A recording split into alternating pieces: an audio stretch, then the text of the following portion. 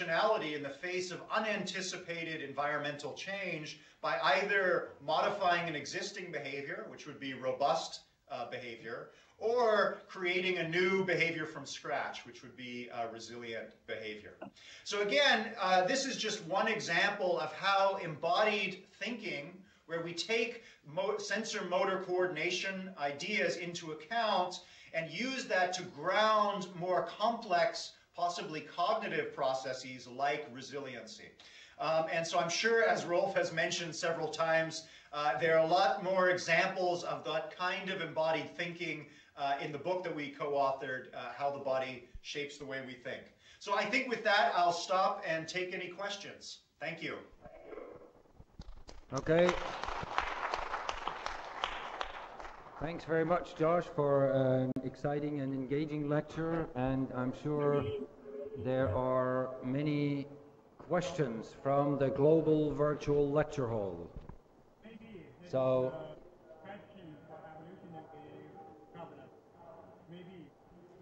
where? I can't hear. We can't hear.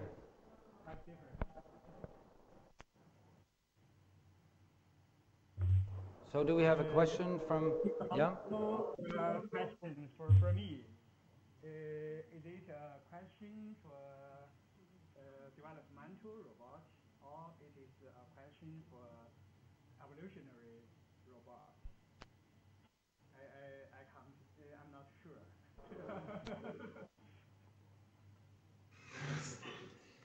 In my opinion, Xian, are you asking a question? Situation for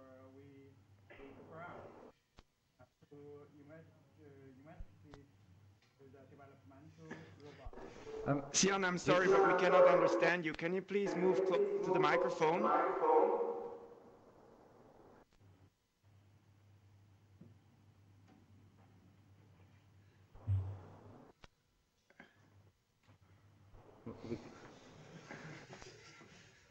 Okay, maybe we have to take another question. I don't think, Josh, did you no.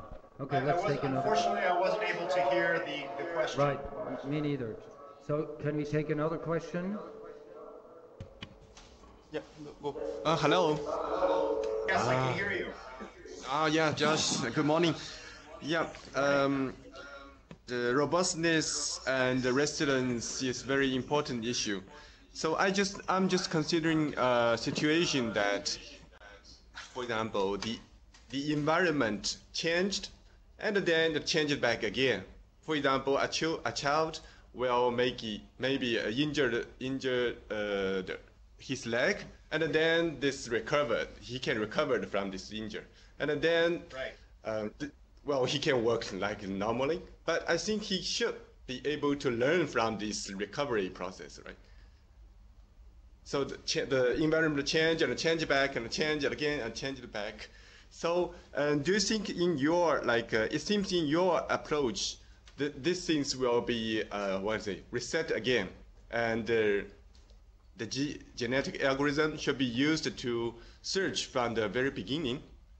So do you think it's necessary to have a kind of mechanism to keep this how can I say, the result, keep the recovery, the behavior, or maybe you have to always have those agents to frequently experience those injured and recovery process?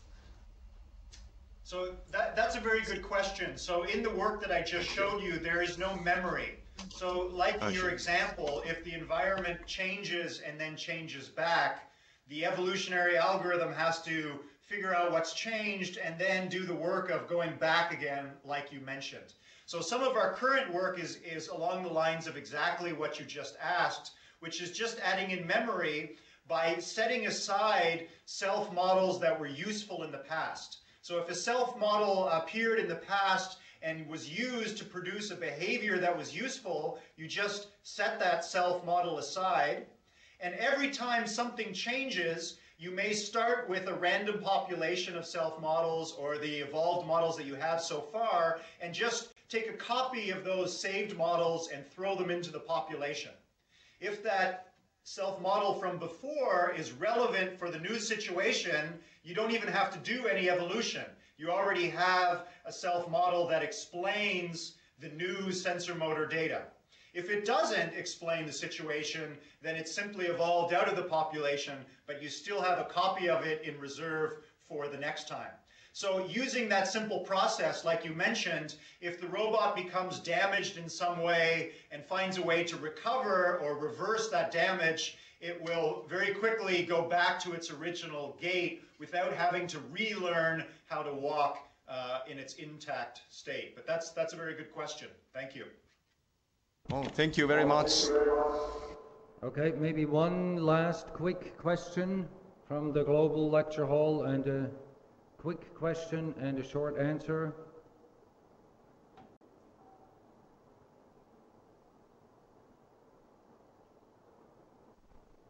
Or here?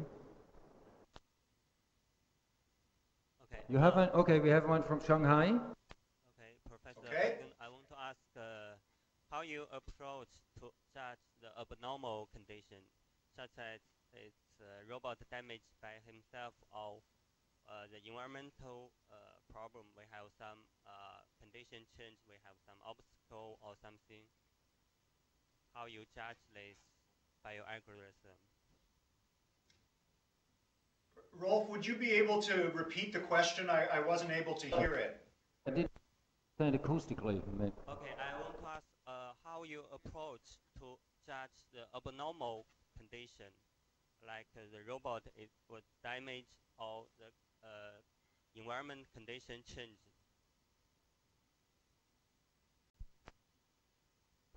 So do you? I'm sorry, I'm still not able to hear the question very well. Can you hear me? Yes.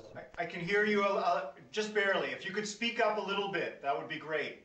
Okay, I want to ask how you approach to judge the abnormal condition, like the robot was damaged or the environment was changed. Ah, okay. So that's a good question. So there are obviously two competing hypotheses, which is that the robot's morphology has changed or the environment has changed. So I have a more recent paper, which you can find on my website, that addresses exactly that question, where in the work that I showed you just now, we assume the environment is fixed and the robot is evolving its morphology. We can do the same thing, we can extend that where we allow the robot to simulate changes to its body, but also simulate changes to the environment, like changes in the statistical property of the ground, the terrain, or friction, or the fact that the ground is tilted, or that there are obstacles, and so forth. And using that approach, again, evolution can distinguish between changes to the morphology and changes to the environment. So that's a very good question. Thank you. But I think I'm probably out of time. That's right. That's right. Josh, I would like to thank you once again for getting up at 4 o'clock in the morning. Now it's 5 a.m., I assume, right? Okay, I think he deserves a special applause for the additional effort. And thanks for a very exciting lecture, Josh. That was really great. My pleasure. Thanks to all of you. Okay. Enjoy the lectures. Bye-bye. Thanks, Josh. Bye-bye. Okay.